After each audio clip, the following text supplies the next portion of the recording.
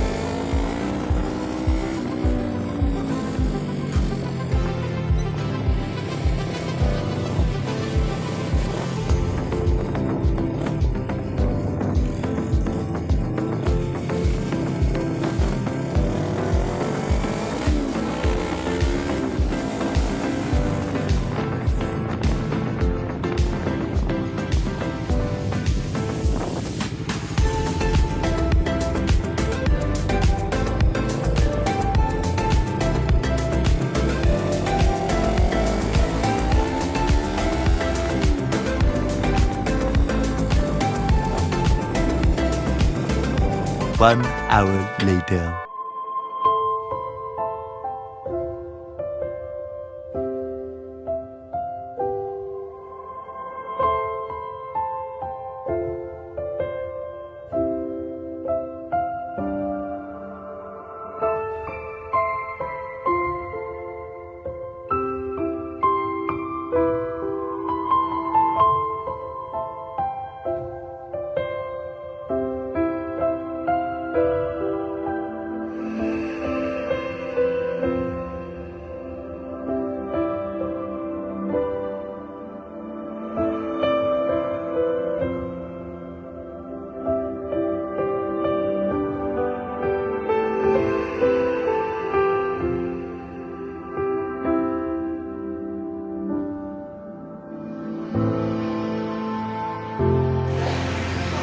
And guys, good morning. So, sila po yung ating beneficiary ngayong araw dito po sa ating charity.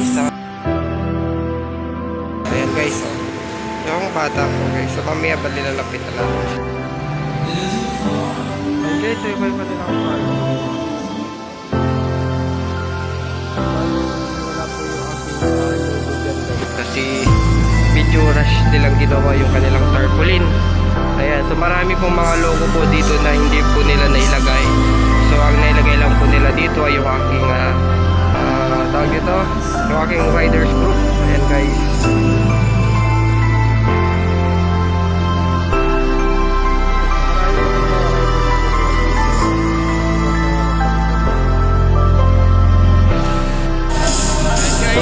Tapos na po yung ating charity ngayong araw. Nakuha na po natin yung certificate guys. Tayo po ay uwi na kasi may gagawin pa guys. So ingat na lang po. Ride safe everyone.